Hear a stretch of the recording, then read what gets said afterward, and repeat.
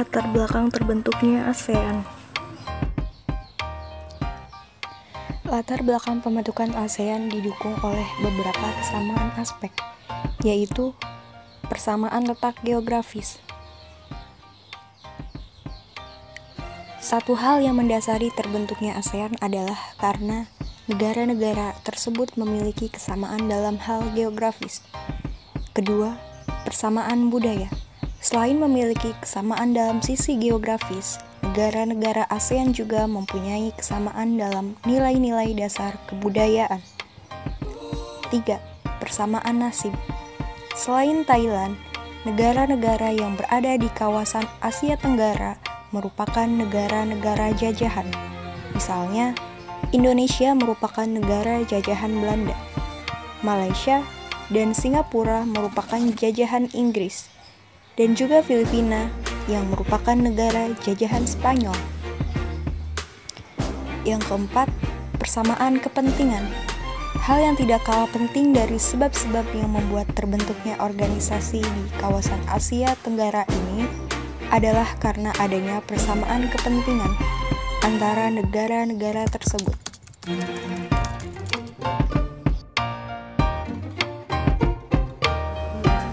ASEAN singkatan dari Association of South Asian Nations atau Perhimpunan Bangsa-Bangsa Asia Tenggara, merupakan organisasi kawasan yang mewadahi kerjasama antar negara di Asia Tenggara sejak tahun 1967.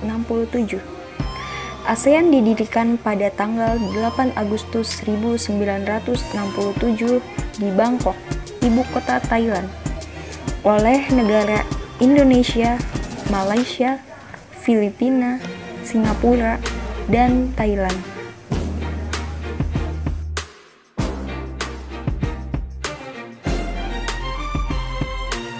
Deklarasi Bangkok ditandatangani oleh perwakilan dari 5 negara pemrakarsa atau pendiri ASEAN. Di antaranya adalah Adam Malik, Menteri Luar Negeri Indonesia, Tun Abdul Razak, Wakil Perdana Menteri Luar Negeri Malaysia, Narkiso Ramos, Menteri Luar Negeri Filipina, Sinnathamby Rajaratnam, Menteri Luar Negeri Singapura, dan Tanat Koman, Menteri Luar Negeri Thailand. Konferensi tingkat tinggi ASEAN adalah pertemuan tingkat tinggi para kepala negara atau pemerintah negara anggota. Dewan Koordinasi ASEAN adalah pertemuan para menteri luar negeri negara anggota ASEAN yang bertindak sebagai koordinator Dewan Masyarakat ASEAN. Dewan Masyarakat ASEAN adalah pertemuan para menteri yang membidangi 3 pilar masyarakat ASEAN, antara lain politik, keamanan, ekonomi, dan sosial budaya. Bentuk-bentuk kerjasama ASEAN. 1. Ekonomi. 2. Sosial. 3. Budaya. 4. Politik. 5. Latihan militer bersama. Keuntungan Indonesia dengan bergabung dalam ASEAN. ASEAN memberikan beberapa manfaat bagi negara-negara anggotanya. Manfaat tersebut meliputi memenuhi kebutuhan dalam negeri akan barang dan jasa, memperluas pasar hasil produksi barang jasa, memperluas lapangan pekerjaan, memanfaatkan sumber daya alam, menambah devisa negara, dan mengurangi ketimpangan antara negara maju dengan negara berkembang di wilayah Asia Tenggara. Tujuan dan prinsip ASEAN yang pertama, meningkatkan pertumbuhan ekonomi, sosial, dan pengembangan budaya dalam wilayah ASEAN. Yang kedua, mempromosikan perdamaian dan stabilitas. Yang ketiga, mempromosikan keaktifan, kolaborasi, dan hubungan mutualisme dalam tujuan yang sama dan membantu sama lain dalam bentuk pelatihan dan fasilitas riset.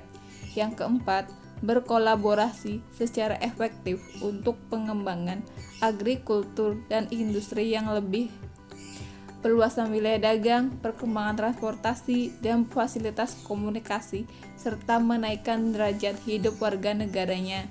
Yang kelima, mempromosikan studi terhadap Asia Tenggara, menjaga hubungan baik dengan organisasi internasional yang memiliki tujuan dan visi yang sama, serta membuka peluang untuk hubungan yang lebih dekat. ASEAN dan IPTEK. Salah satu hal yang tak bisa dielakkan dari perkembangan ekonomi digital adalah teknologi yang telah mengubah lanskap ekonomi global. Transformasi tersebut harus segera direspon untuk menjadi salah satu pelaku dari perkembangan tersebut. Tahun lalu, negara anggota ASEAN telah berkomitmen membuat rencana kerja untuk meningkatkan kemampuan manajemen data untuk aktivitas bisnis serta mendorong inovasi arus data dan informasi dalam ekonomi digital. Dengan perkembangan teknologi digital, belakangan ini ASEAN memiliki peluang untuk menjadi salah satu pemain dalam perkembangan ekonomi digital.